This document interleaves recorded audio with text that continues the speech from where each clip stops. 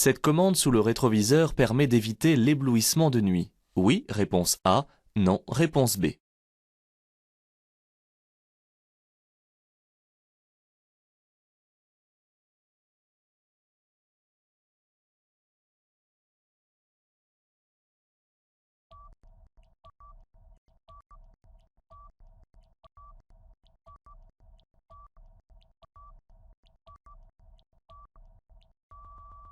Quel est donc cet objet? Levez les yeux lorsque vous êtes assis dans la voiture du côté du rétroviseur. Le rétroviseur intérieur permet la vision arrière centrale. Il est muni d'un dispositif anti-éblouissement de nuit. En tirant le levier pour passer dans cette position, je ne vois plus que les feux des véhicules très atténués.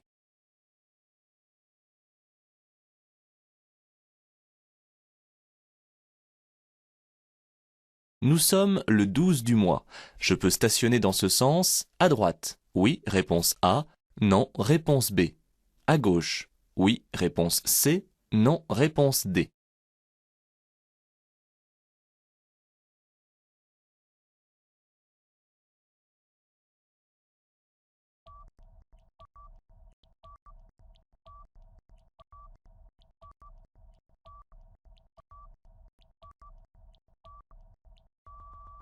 Ne vous en faites pas, c'est plus facile qu'il n'y paraît.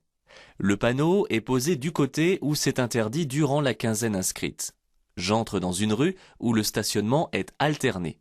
Le stationnement est interdit du côté droit, du 1er au 15. Nous sommes le 12, je ne peux pas stationner à droite. Le stationnement est autorisé de l'autre côté de la chaussée, du 16 au 31. Mais pour pouvoir y stationner, je dois faire demi-tour de manière à être dans le sens de la marche.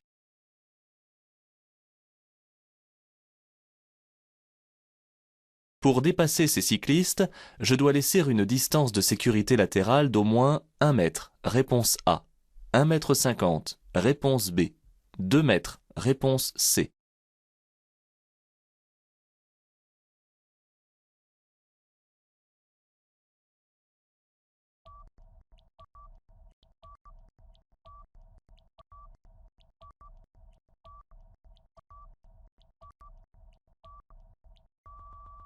Je circule hors agglomération.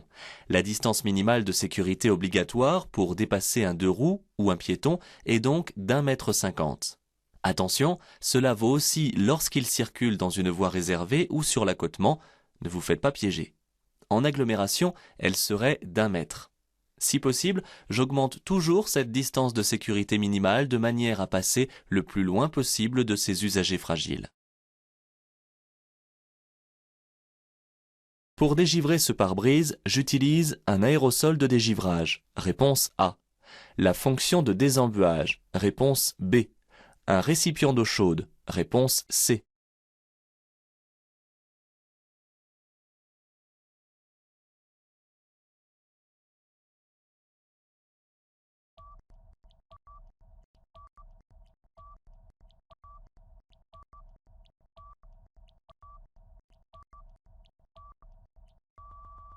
Pour dégivrer mes vitres, moteur tournant, j'utilise les fonctions de désembuage et de dégivrage avant et arrière. Je règle le chauffage sur la position d'air chaud et la ventilation au maximum. Je peux également utiliser une raclette ou un aérosol de dégivrage vendu dans le commerce. Il ne faut surtout pas tomber dans le piège de verser de l'eau chaude, car le choc thermique risquerait alors de faire éclater le pare-brise.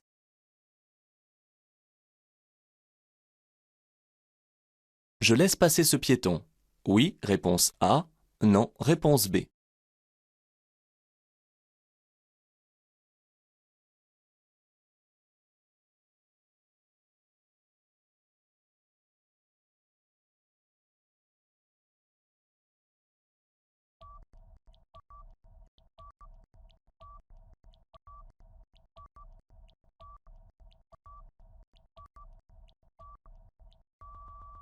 Quand faut-il obligatoirement laisser passer un piéton?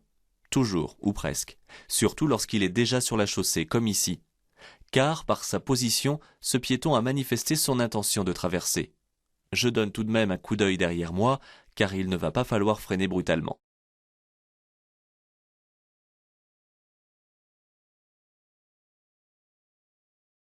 La signalisation interdit l'accès à cette chaussée aux piétons, réponse A, aux vélos, réponse B, aux voiturettes, réponse C, aux motos, réponse D.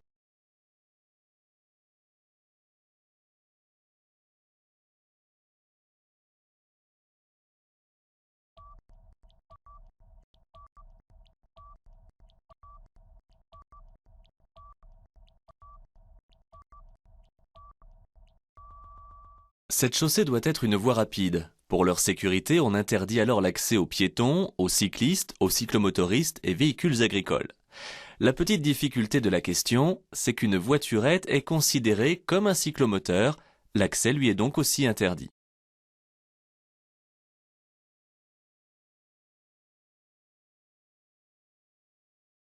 Je me dirige tout droit. La règle possible de passage qui s'applique ici est celle de la priorité à droite, réponse A, de la courtoisie, réponse B.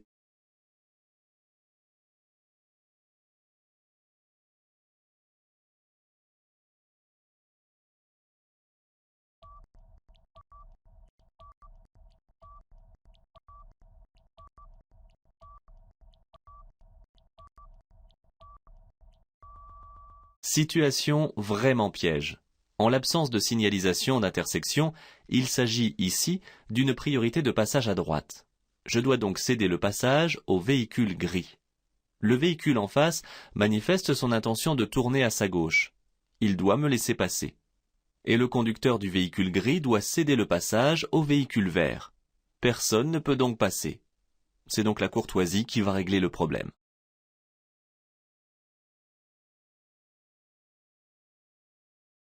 Je continue le dépassement. Réponse A. Je me rabats à droite. Réponse B.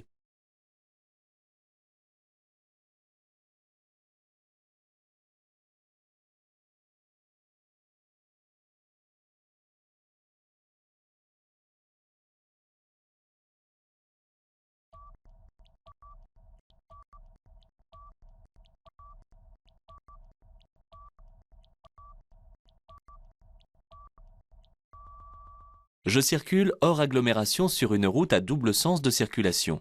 La ligne médiane est une ligne d'annonce de ligne continue accompagnée de flèches de rabattement. Mais attention, il ne faut pas se tromper sur le sens de la flèche, et c'est là le piège. Elle concerne les usagers venant en sens inverse. La signalisation ne m'interdit pas le dépassement et j'ai une très bonne visibilité vers l'avant. Je continue le dépassement.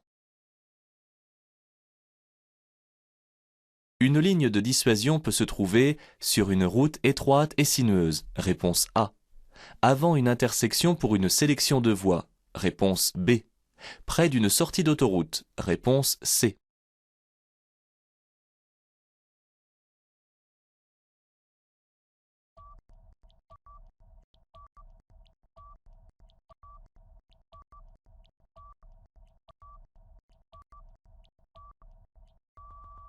Ne confondez pas les lignes. Bien que ces trois lignes se ressemblent, elles ne signifient pas la même chose. La ligne de dissuasion ne se trouve que sur les routes étroites et sinueuses, comme ici. Elle interdit le dépassement, hormis celui des véhicules très lents. Les lignes des voies de sélection canalisent les fils. Pour en changer, je ne dois pas m'y prendre au dernier moment. La ligne sur autoroute interdit de passer de la voie de gauche vers la sortie, mais n'interdit pas les dépassements.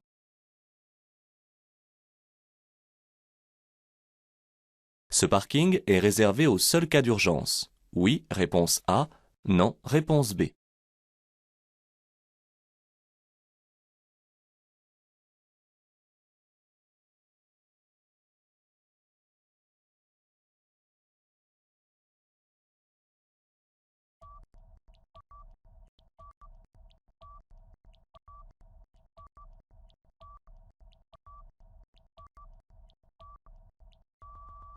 Parfois, on ne sait pas bien répondre pour ce type de questions.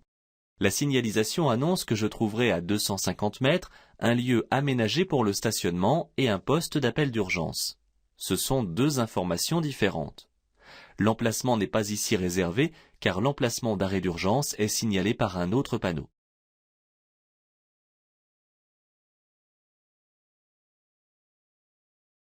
La vitesse est ici limitée à 130 km/h. Oui, réponse A. Non, réponse B. À cette vitesse, 150 mètres sont nécessaires pour effectuer l'arrêt complet de mon véhicule. Oui, réponse C. Non, réponse D.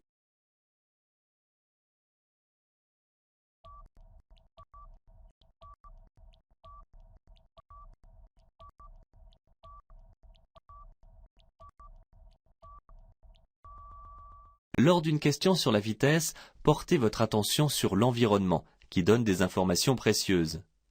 La présence de panneaux à fond bleu indique que je circule sur une autoroute. Je suis donc limité à 130 km/h. À cette vitesse, la distance nécessaire pour effectuer l'arrêt complet de mon véhicule est d'environ 150 mètres. Pour l'obtenir, je multiplie le chiffre des dizaines de ma vitesse, ici 13, par lui-même.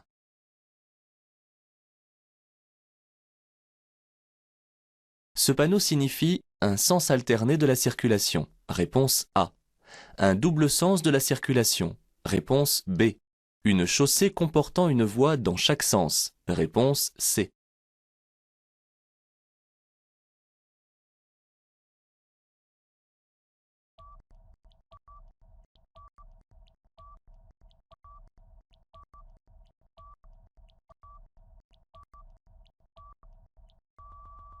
Ne tombez pas dans le panneau. Les panneaux de circulation alternée comportent deux flèches, mais ils n'ont pas la même forme. L'un est carré, à fond bleu, et l'autre est rond. Le panneau dénombrant le nombre des voies et leur sens est carré et bleu. Ce panneau de danger indique l'endroit où commence le double sens de circulation, sans indication du nombre des voies.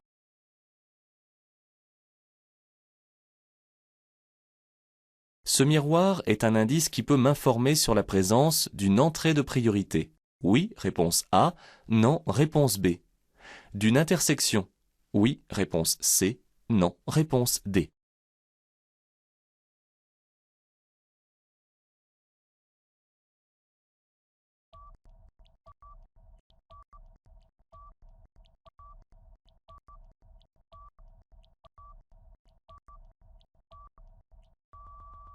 Que vient faire ici un miroir?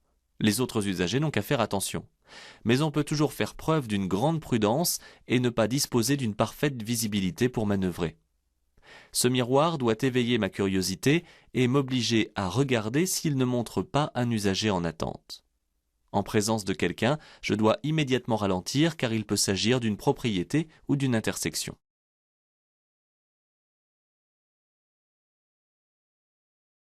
Le stationnement s'effectue ici sur le trottoir. Oui, réponse A.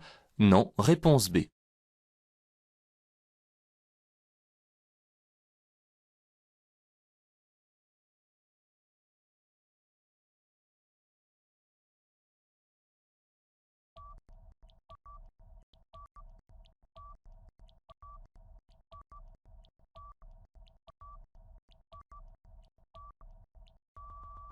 Attention, effectivement, vous savez qu'il est interdit de stationner sur le trottoir. Mais il faut regarder comment il est ici aménagé. Une partie du trottoir est réservée pour le stationnement. L'espace est souvent bien séparé avec une bordure ou un marquage au sol. C'est ici le cas. Ma vitesse est limitée à 80 km/h si je circule à bord d'une camionnette. Oui, réponse A. Non, réponse B. D'un véhicule qui tracte une caravane. Oui, réponse C. Non, réponse D.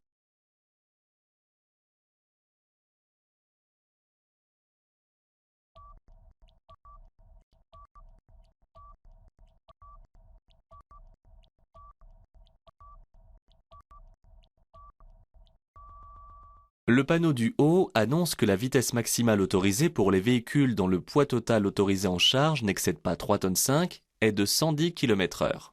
C'est le cas de ma camionnette. À bord de ma camionnette, le panneau du bas ne me concerne pas. Attention au piège. Ce panneau annonce que la vitesse maximale autorisée pour les véhicules de transport de marchandises dont le poids total autorisé en charge est supérieur à 3,5 tonnes et pour les véhicules tractant une caravane est de 80 km/h. En cas d'accident dans un tunnel, je m'arrête à proximité immédiate pour protéger. Réponse A. En conservant l'interdistance. Réponse B.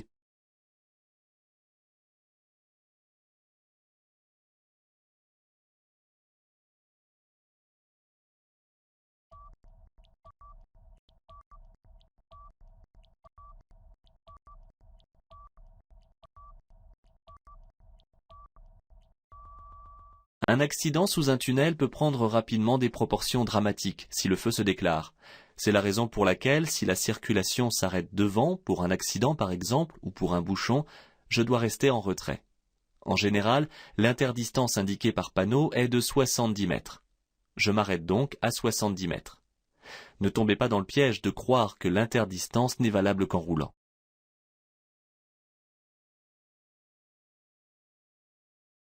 Je circule hors agglomération. J'allume ici les feux de croisement. Réponse A. Les feux de route. Réponse B.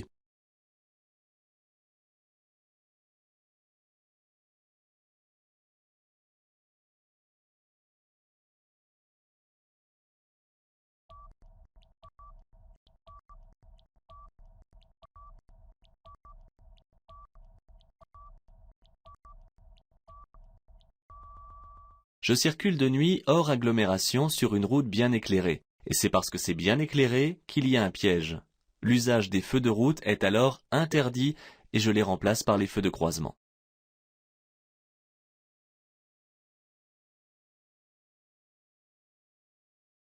Dans les bilans des accidents, les piétons représentent 3% des tués. Réponse A. 10% des tués. Réponse B. 21% des tués. Réponse C.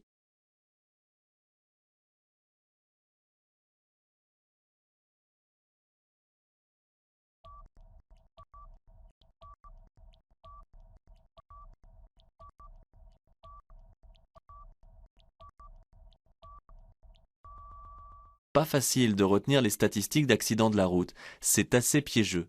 Retenez tout de même les grandes proportions. Si l'on vous donne ici des chiffres, c'est afin d'en prendre conscience. Les piétons représentent 10% des tués. Les plus vulnérables sont les enfants et les personnes âgées.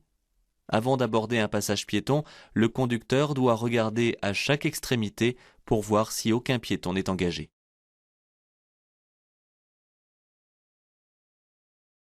Je suis conducteur novice. Ma vitesse est limitée à 130 km/h. Oui, réponse A. Non, réponse B. Par temps de pluie, ma vitesse est limitée à 110 km/h. Oui, réponse C. Non, réponse D.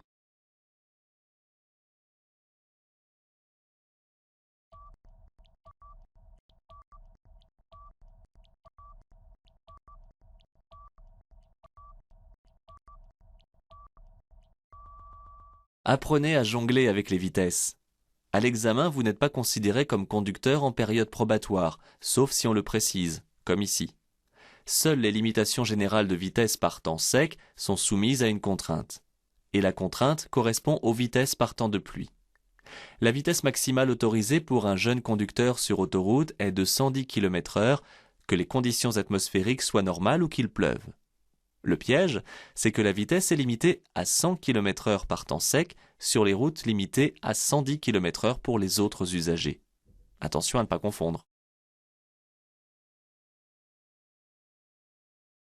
Je cède le passage au cycliste en entrant sur l'anneau. Oui, réponse A. Non, réponse B. En sortant de l'anneau. Oui, réponse C. Non, réponse D.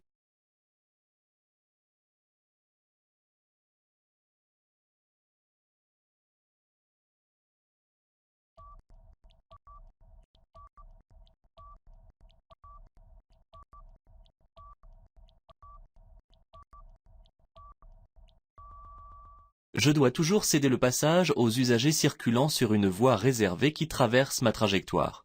Le piège, c'est que c'est valable aussi bien en entrant qu'en sortant de ce carrefour giratoire. Alors il ne faut pas chercher plus loin. Ici, la piste cyclable est de couleur verte, de manière à être plus visible. En entrant dans le carrefour, les cyclistes arrivent sur l'anneau à ma gauche, et je dois par conséquent leur céder le passage. En sortant, je la traverse.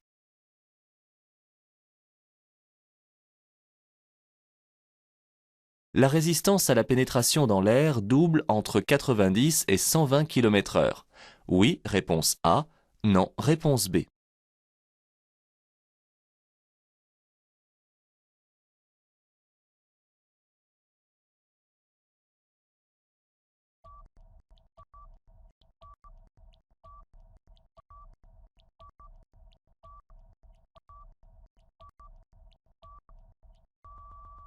Attention à ces questions techniques dont les pièges sont fréquents. La résistance de l'air et la consommation de carburant augmentent beaucoup plus rapidement que la vitesse. Pour exemple, la résistance à la pénétration dans l'air double en passant de 90 km/h à 120 km/h. Baisser un peu sa vitesse moyenne ne fait perdre que peu de temps, mais diminue très sensiblement la consommation de carburant.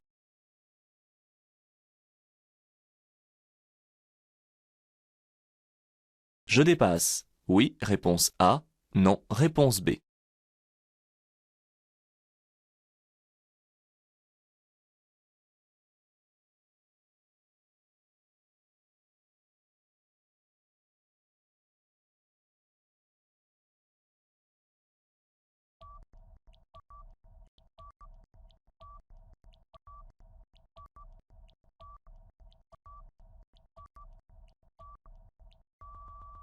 Attention, il ne faut pas oublier de regarder dans les rétroviseurs et surtout le coin du rétroviseur. Sinon, on tombe dans le piège, car le marquage au sol et le sens unique m'autorisent à dépasser.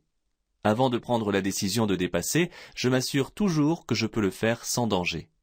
En observant dans le rétroviseur intérieur, je me rends compte que des véhicules arrivent sur la voie de gauche. Elle n'est pas libre. J'attends pour dépasser. La catégorie d'usagers comptabilisant le plus de tués sur la route est les piétons, réponse A. Les cyclistes, réponse B. Les usagers de deux roues à moteur, réponse C. Les usagers de voitures de tourisme, réponse D.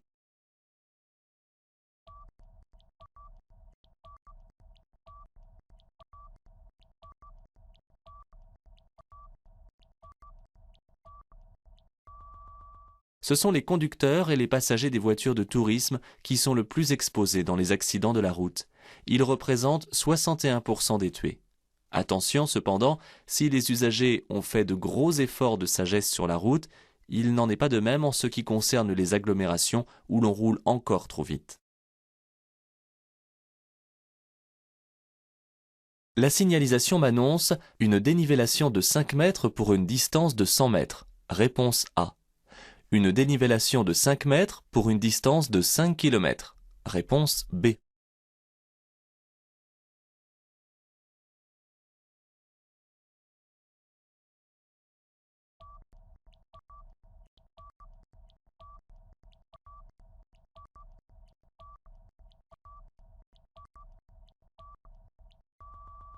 Attention au piège. La signalisation m'annonce une descente dangereuse. La dénivellation sera de 5 mètres tous les 100 mètres, et cela sur une distance de 5 km. J'évite de circuler trop vite, surtout à l'approche des virages.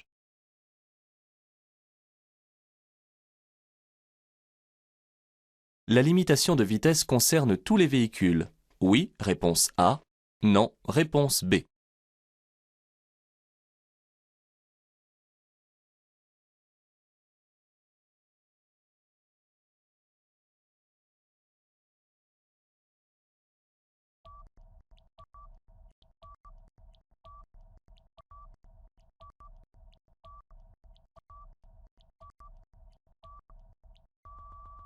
Ces deux panneaux de prescription ne se complètent pas. Le premier panneau interdit à tous les usagers de dépasser la vitesse limite de 50 km/h. Le second interdit l'accès de la route aux véhicules de plus de 3,5 tonnes, excepté les poids lourds qui participent aux activités locales.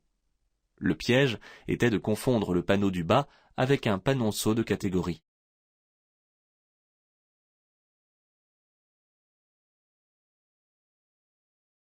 Je peux dépasser le cycliste. Oui, réponse A. Non, réponse B.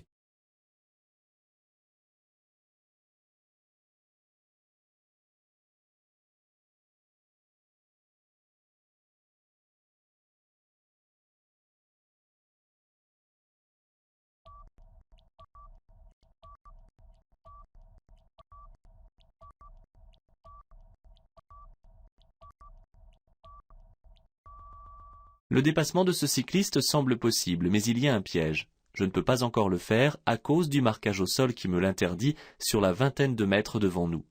J'attends de passer cette zone avant d'avertir et de manœuvrer.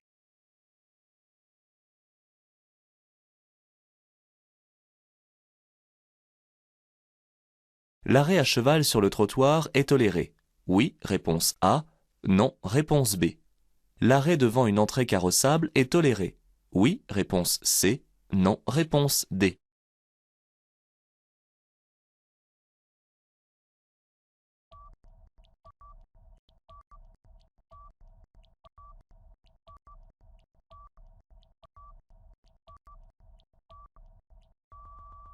Pas facile de retenir ce qui est interdit et toléré.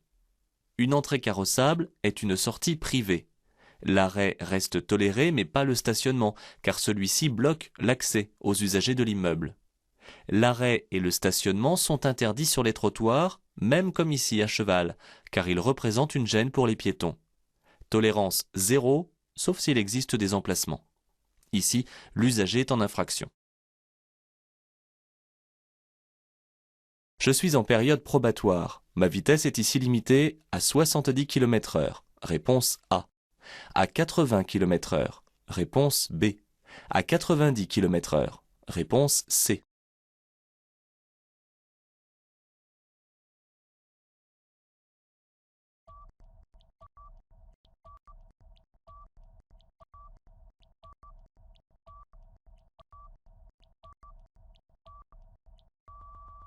Il y a plusieurs pièges dans cette question. Je circule hors agglomération sur une route à double sens de circulation. La signalisation m'annonce qu'à 200 mètres, ma vitesse sera limitée à 70 km/h. Mais c'est seulement à 200 mètres. La vitesse est donc, pour l'instant, encore limitée à 90 km/h. Mais comme je suis en période probatoire, je ne dois pas circuler à plus de 80 km/h. Attention aux conditions météorologiques qui imposent une vitesse modérée. Je passe, réponse A. Je m'arrête, réponse B.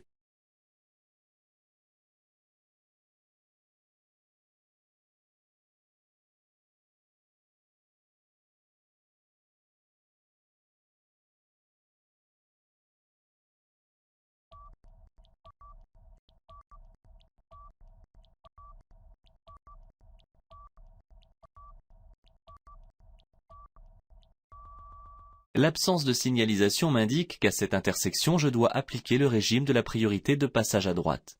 Je m'arrête pour laisser passer le véhicule à traction animale, car c'est un usager comme un autre.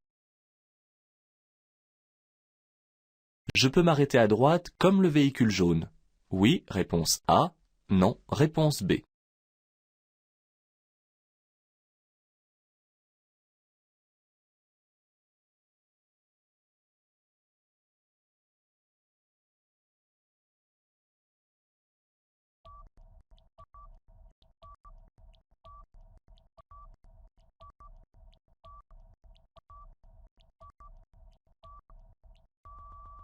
Lorsqu'on pose une question sur l'arrêt et le stationnement hors agglomération, il faut regarder l'accotement.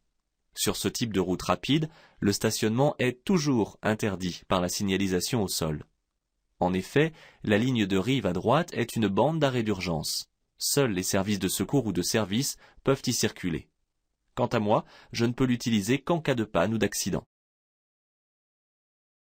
Participe à une surconsommation, le poids du véhicule. Oui, réponse A. Non, réponse B. L'aérodynamique. Oui, réponse C. Non, réponse D.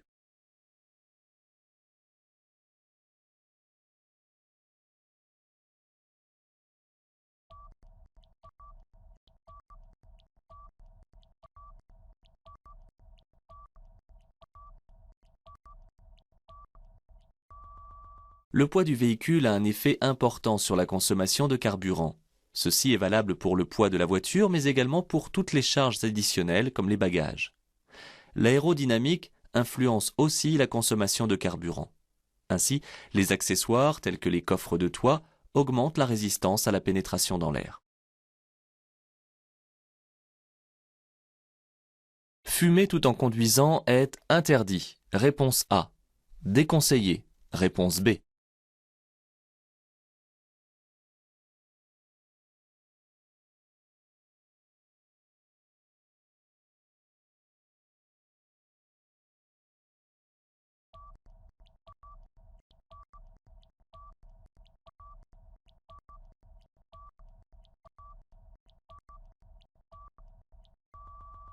Comme chacun sait, fumer est nuisible pour la santé. Le véhicule étant un espace privé, il reste cependant possible de fumer à l'intérieur si on le désire. Mais il faut savoir que le regard et l'attention quittent la route au moment où l'on allume la cigarette. Avec un courant d'air, une escarbille peut brûler un vêtement ou la peau. Enfin, secouer les cendres ou écraser le mégot fait quitter la route des yeux. Le mieux reste d'en griller une lors de la pause ou de s'abstenir de fumer.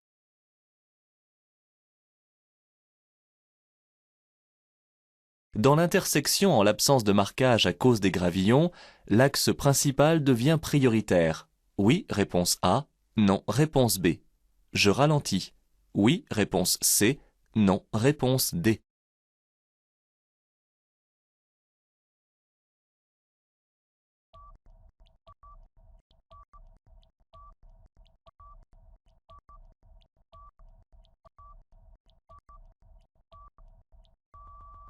Le piège, c'est que je ne vois pas bien quel est le régime de passage dans l'intersection. Je commence donc par ralentir et par contrôler la présence d'autres usagers. Même si l'absence de marquage à droite et la largeur de la route laissent supposer un axe secondaire, je ne dois pas en déduire que mon axe devient prioritaire pour autant.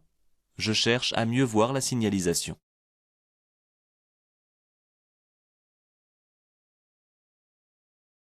La circulation à double sens s'effectue immédiatement à partir du panneau. Réponse A.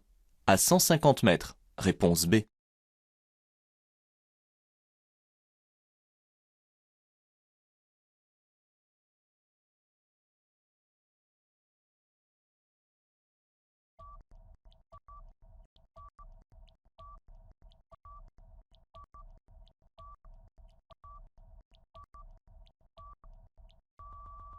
Contrairement aux autres signaux de danger, ce panneau est implanté en position et non pas à 150 mètres.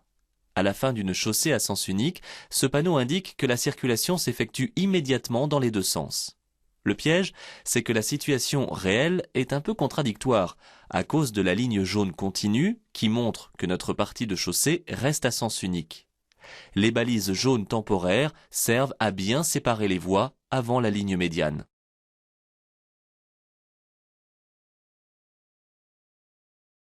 Je peux rester à gauche pour dépasser plusieurs usagers. Oui, réponse A.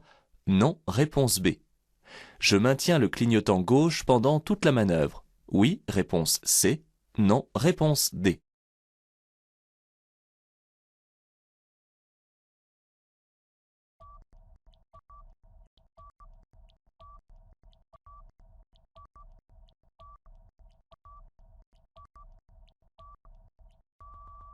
Question délicate, mais il faut réfléchir.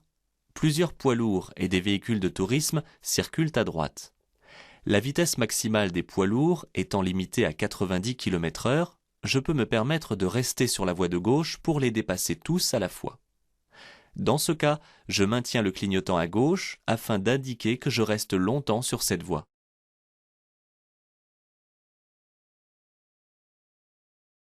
Je tourne à droite, je cède le passage à gauche. Oui, réponse A. Non, réponse B. Aux piétons qui pourraient s'engager. Oui, réponse C. Non, réponse D.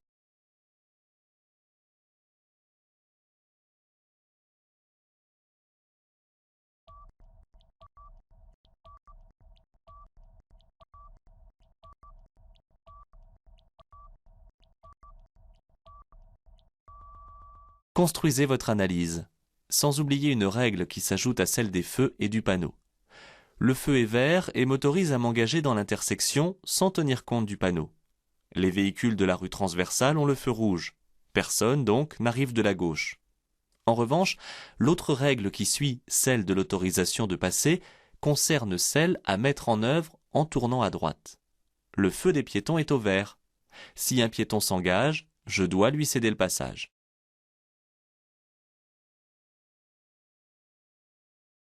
En cas d'incendie dans un tunnel, je demande de l'aide depuis mon portable. Oui, réponse A. Non, réponse B. Je rejoins directement un abri de survie. Oui, réponse C. Non, réponse D.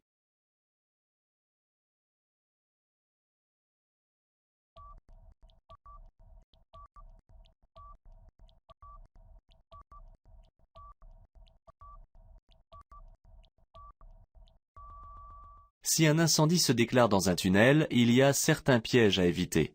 Il est notamment impératif de demander de l'aide depuis un poste de secours, car un téléphone portable ne fonctionne pas dans les tunnels, et je risque de créer des perturbations radio. Je me range sur le côté, je coupe le moteur, j'allume les feux de détresse, je laisse les clés sur le contact, et je quitte mon véhicule immédiatement pour me diriger vers un abri sécurisé.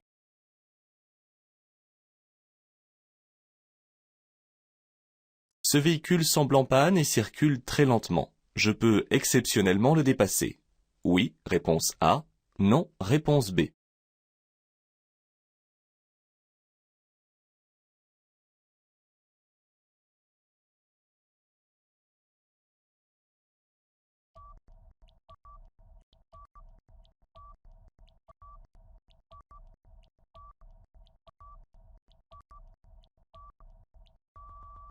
La ligne axiale est une ligne continue. Il est interdit de la franchir ou de la chevaucher. Le piège, c'est que tant que ce véhicule roule, je n'ai pas le droit de le dépasser. Pour pouvoir le faire, tout en prenant toutes les mesures de sécurité, il faudrait qu'il soit arrêté.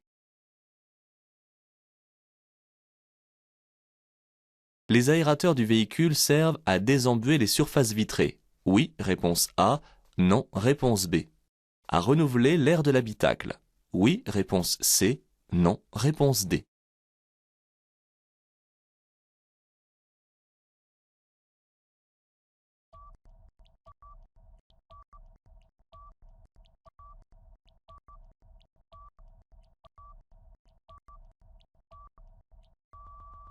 Attention, cela fait partie de ce qu'on doit savoir.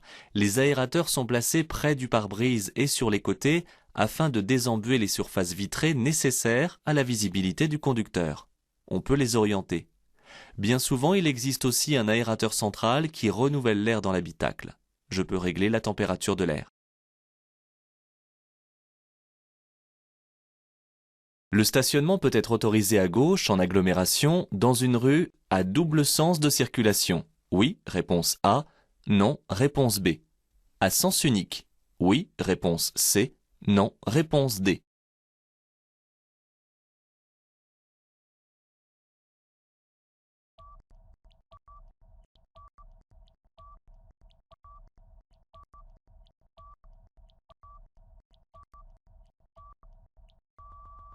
Attention, ce n'est pas parce que des véhicules sont garés à gauche dans le sens de la circulation que la rue est à sens unique. Cela peut être un signe, s'ils sont tous garés ainsi, mais pas une certitude. Seul un panneau me l'indique vraiment. Le stationnement à contresens de la circulation, soit directement à gauche alors que la rue est à double sens de circulation, est interdit. Il est probable qu'ici, je circule dans un sens unique.